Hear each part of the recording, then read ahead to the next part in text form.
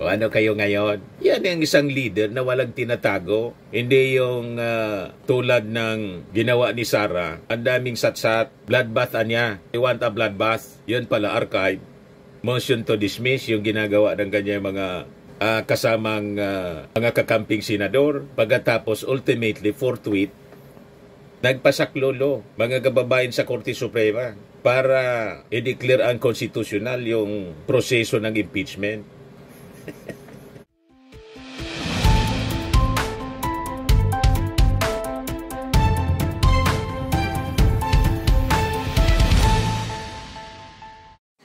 Hello po mga kababayan, si Dante Maravillas, Bicolano vlogger, broadcast journalist from Albay. Tuwang-tuwa yung mga DDS, yung mga critics ng ating Pangulo at ni Martin Romualdez. Kasi pinatawag na mga kababayan ng ICI si Martin Romualdez.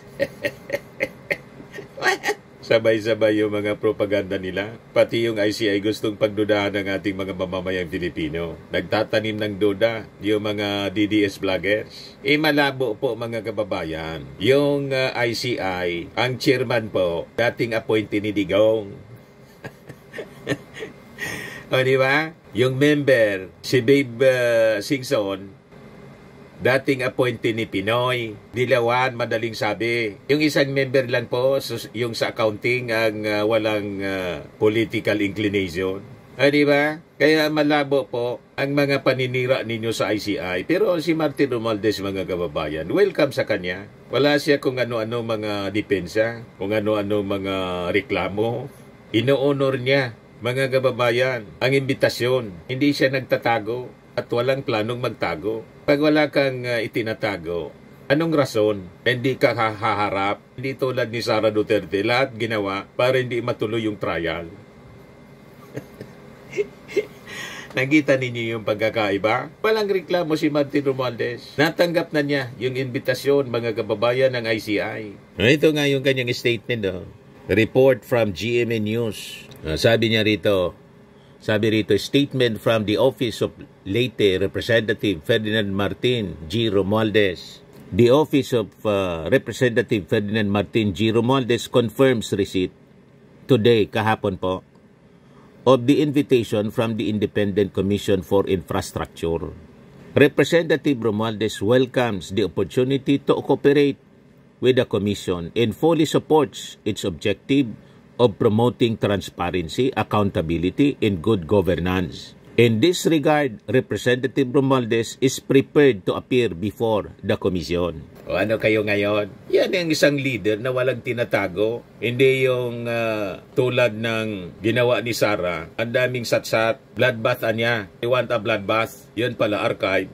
Motion to dismiss yung ginagawa ng kanyang mga kasamang mga kakamping senador. Pagkatapos ultimately forthwith, nagpasaklolo mga kababayan sa Korte Suprema para i-declare unconstitutional yung proseso ng impeachment.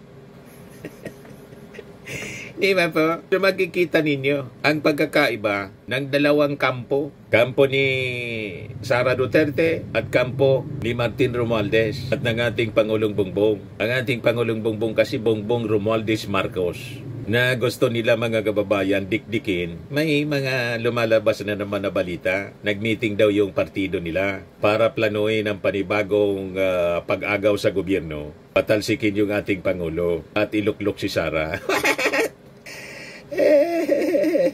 In your dreams. And because of the statement ni Martin Romualdez, kung ano-ano na naman po ang sinasabi ng mga critics, target nilang siraan yung ICI. Ayan, sabi rito, Mon Majid, next attendance is Senate Blue Ribbon. Sabi ni Jamira Sigo, closed door investigation. Sabi ng Palasyo Malacanang, sabi ni Yossi Castro, independent niya, hindi pwedeng magdikta yung ating Pangulo. Ngayon, kung gusto ng ICI na open yung investigation nila, desisyon nila yon. Kasi kung ang Pangulo ang magdedesisyon yan, hindi na siya independent. Tama po. Ayaw pong buksan. Naintindihan natin ang posisyon ngayon ng ICI. Iwan ko kung magbago yung kanilang posisyon, mga kababayan. Kasi matindi ang mga propaganda. Ayaw nilang ma-impluensya sa mga propaganda ang kanilang desisyon. Tulad ng Supreme Court at ng mga local courts. Di ba hindi man open po sa publiko yung hearing ng mga kaso? O bakit naniniwala tayo sa desisyon ng korte? And remember, si retired Justice Andres Reyes Jr. po, naging justice nga po, kaya retired. In-appointee ni Digong. Dating naging appointee ni Digong. Ngayon, ang tanong natin sa mga DDS, wala kayong tiwala sa naging appointee ni Digong? Mas dapat nga kami na magduda. Di ba? Di ko nga maintindihan kung bakit of all retired justices, si Andres Reyes Jr. yung in-appoint ng ating Pangulo as chairman. Di ba? Mas pabor. Mga kababayan, kung titingnan mo, mas pabor sa interes ng mga Duterte. Pero naniniwala ang ating Pangulo na magiging objective po and professional naman po itong si Andres Reyes Jr.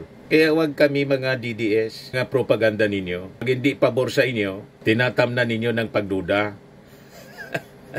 Yan o. Sabay-sabay umatake po. Sabi ni Asir Tots, nothing to hide. So nothing to fear si Speaker, pabor kay Martin. Nothing to hide naman talaga po. Sabi ni Christopher Rino, and now the sanitation process begins. Pero may mga pabor naman po. Sabi ni Fronos, good job kay Speaker, harap sa investigasyon nang may respeto at malasakit sa katotohanan. Correct. Sabi ni Glenn Nisio, kung may tiwala ka sa sarili mong trabaho, wala kang dapat katakutan. Ganyan si Speaker. Yan ang dapat na maging attitude po ng lahat ng mga politiko na isinabit po dito sa flood control scam. Wala kang itinatago. Harapin mo at ito yung naging desisyon. Welcome na welcome mga kababayan kay Speaker Martin. Yan o. Ito yung full statement niya po. Sabi rito, Statement of Speaker Ferdinand Martin G. Romualdez on today's Senate hearing. Yung pagsabit sa kanya pala ng diskaya. Sabi rito, I cannot and will not allow lies and name-dropping to pass unchecked. The claim in the Diskaya couple's affidavit that my name was used for commissions is false, malicious in nothing more than name-dropping. Let me be clear, wala akong kinalaman, wala akong paintulot at wala akong basbas sa mga ganyang gawain. Congress debates and approves the budget. It does not release funds. It does not implement projects. That is the sole duty of the executive and agencies like the DPWH. If anyone invoke my name, they did so without my knowledge and without my consent. At kung ginawa nila yon para kumita, sila ang mandaraya at sila ang dapat na managot. And I say this with all honesty. I have never and I will never accept a bribe from anybody. Walang sino man ang kayang manuhol sa akin. Alam yan ng lahat ng House members. I am self-made and I have been blessed with the trust of the Filipino people. I do not need and will never allow myself to be corrupted by money and does not belong to me. That does not belong to me. Si Romualdez po, dati nang pinanganak ng mayaman. Mga mayaman na sila. Kaya malabo mga kababayan yung mga akusasyon na ibinabato sa kanya. Kaya sabi ni Martin Romualdez, kung may nang abuso o gumamit ng pangalan ko para kumita, sila ang dapat managot. Kahit sino pa sila, sa loob o labas ng gobyerno. But let us not allow lies and name-dropping to destroy reputations or weaken faith in Congress. I will not allow falsehoods to tarnish my integrity or the institution I lead. Under my watch, we will clean the system, punish the guilty, and protect the people's money. Iyan ang rason mga kababayan kung bakit si Martin Romualdez nag-resign bilang speaker. Pero hindi pa rin makontento sa pag-resign mga kababayan ni Martin as speaker. Kasi nga po, ginagamit nila si Martin para i-link yung ating Pangulong Bongbong Marcos. Yan ang linya ng mga propaganda ng mga DDS vloggers. Huwag kayong naniniwala sa kanila kasi poros kasinungalingan po yung mga sinasabi nila. Yan pabrika po ng kasinungalingan, si Digong mismo at si Sara. Wala yun sinasabi si Digong at si Sara Duterte na totoo, lahat kasinungalingan. At yung naniniwala sa mga sinasabi nila, mga sinungaling din kasi. Tama po. Kaya magkakasundo sila. Pari-pariha silang mga sinungaling kasi po. Ang agenda nila, lasunin yung isipan ng mga tao para sila yung mamuno, umupo sa Palasyo Malacanang. Ang gusto nila, mapuwersa yung ating Pangulo na mag-resign. Kasi ang linya ng kanilang propaganda po, kinonsente ng ating Pangulo. Walang ganun po. Ang ating Pangulo mismo ang nagpa-imbestiga at bumuo ng ICI, Independent Commission. Kasi yung investigasyon ng Congress sa kanang Senado, nakita naman po ninyo kung paano pressure ng mga senador si Ping Lacson na i-give up yung kanyang pagiging chairman ng committee ng Blue Ribbon. Kasi po, sinabi ni Ping Lacson, almost all sa mga senators in the 19th Congress may insertions.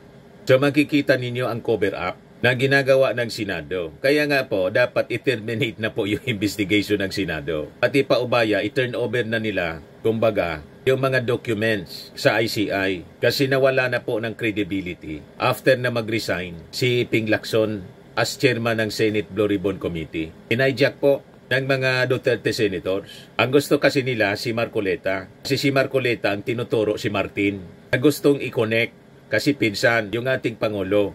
Yun ang kanilang agenda po. And ultimately, para po iupo si Sara, payag kayo sa ganong uri ng laro nila. Napakaduming laro at napaka-selfish agenda. Hindi na sila hintay pa mga kababayan ng 2028 presidential election. Gusto nila now na. Hindi man nila tinatago ang kanilang mga ginagawa. Hayagan yung kanilang panawagan sa social media at panggagatong ng people power at withdrawal ng armed forces sa ating Pangulong Bongbong Marcos. Pag tayong papayag sa kanila pong maitim na plano, mga kababayan. Si Speaker Martin po, nakasama doon sa request ng ICI for lookout bulletin sa immigration. Yun nga po yung nakapagtataka. Bakit kasama si Martin Romualdez? Wala naman pong active case siya in relation sa flood control anomalies. Ni-name drop lang po siya. Hindi kaya. Wala man reklamo, wala man pong request sa NBI. Walang red flag. Wala ding official investigation na nakafile laban sa kanya po. Ngayon, di ba gusto natin ng transparency? Dapat siguro ipaliwanag. In that circumstances, bakit siya kasama sa lookout order? Sa lookout bulletin na ni-request ng ICI? Di ba po? So makikita ninyo ang pagkakaiba ng pag-ugali, posisyon pagdating sa transparency ni Martin Romualdez. Ready siya na maimbestiga. At sa commitment niya sa transparency, nakita naman po ninyo, before siya na nag-resign as a speaker. And in fact, yung pag-resign niya as a speaker, parte yun ng kanyang commitment for transparency para hindi magamit yung kanyang posisyon na ma-impluensya ang independent investigation. Si Martin po, nagsumiti siya ng SALN. Malinaw at consistent po siya. Binuksan niya ang BICAM proceedings sa publiko. At never siyang humarang sa investigasyon at sa impormasyon. Pinigil niya ang paglabas ng impormasyon. Walang ganon. Boylo kayo na busisiin. Diba? So, makikita ninyo mga kababayan, gusto lang niya ng patas na laban. Patas na galawan. Para po, pagpatas ang lahat, kampante ang bayan. Tama ba? So, bantayan natin mga kababayan ang mga susunod na developments nito. Malakas ang loob ni Martin Romualdez kasi yung mga aligasyon sa kanya, mahina po. Naalala ninyo ito, mga kababayan, September 9, 2025, sa unang pagharap ni Diskaya sa investigasyon. Anong sabi niya? Sabi ni Diskaya, report po ito ng Philippine Star. I have no direct transaction with Romualdez, co in Project Kickbacks. Sabi diyan, what seemed like throwing himself to the lion's den, Diskaya had one thing to clarify to the lowest chamber.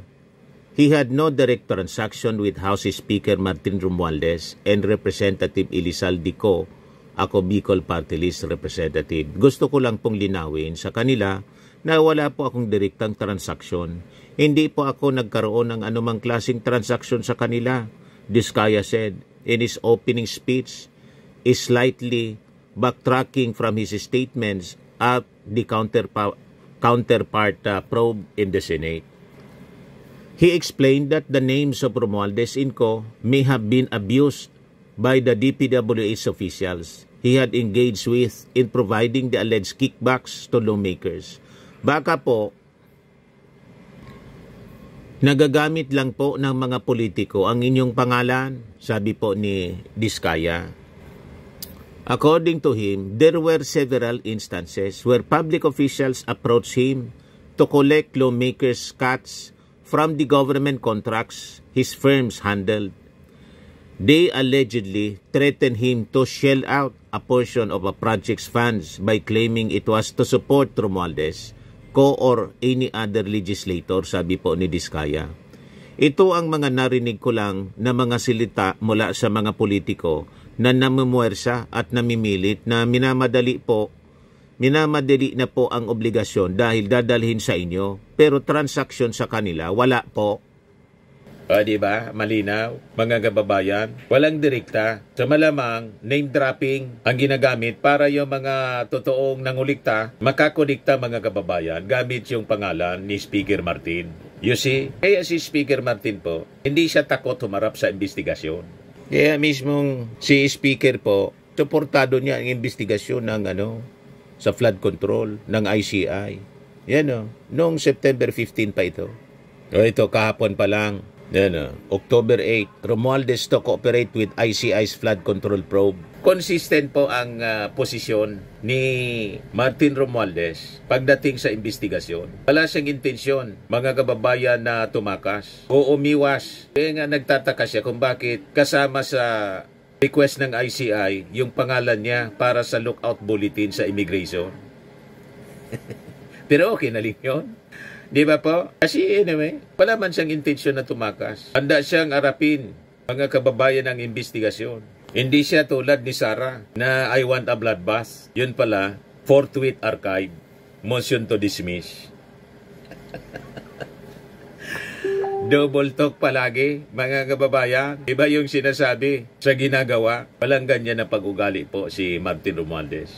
Pareha siya ng ating Pangulo. What you see is what you get. Tama po, mga kababayan. Sa mga naghanap ng malinis and spacious fitness gym, pumunta lang po kayo sa aming Colossal Fitness Gym. We also offer Grab Car Rental with our brand new 2023 model ng Toyota Innova.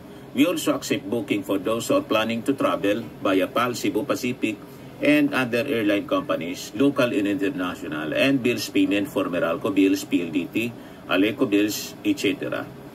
Ang Colossal Fitness Gym is located at 3rd floor Security Bank Building, Landco Business Park, Legazpi City, Albay.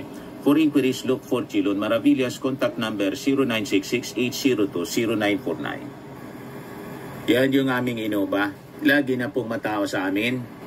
Pati mga foreigners po, tingnan ninyo. Mga British tourists sila. Ang lalaki ng katawan na, mga kababayan, nag-gym sa amin. Ito naman po, Indian National. Ito mga mga European sila. Ito naman yung bago naming product na binibenta online, Eye Glow Serum. Whitening po siya galing sa South Korea. Tingnan ninyo yung epekto sa aking anak na architect entrepreneur, Riz Maravillas. For inquiries, look for Riz Maravillas on FB. Ito naman po, Fairmax Firming and Lifting Cream. Pinapahid po sa mga pulses and other affected area. Mainam po ito sa mga pains at paninigas ng mga kaso-kasuan. Ito po, Automax Radiant Serum. Sa mukha naman yung application. Anti-aging po siya. You will look 10 years younger than your age. Ito naman po, yung bagong product naming binibenta online. I Am Worldwide Amazing Pure Organic Barley Powdered Drink Mix from Australia. Endorsed by cancer survivor actress Maritoni Fernandez. Mainam po ito sa mga cancer patients kasi. At for cancer prevention po. Sila yung iba pang mga celebrity endorsers. Yung gusto mag-try po nito, mag-message na lang po kayo sa akin, Dante Maravilla, sa messenger sa Facebook. Yung gusto magnegosyo, mag-message kayo sa aking anak na architect entrepreneur, Riz Maravillas. Ito naman po yung para sa mga mahihilig sa mga imported bags in wallets. Dumiretso na lang kayo kay Ma'am Eileen Rosales sa Eileen Closet. Naka-base pa siya sa Amerika.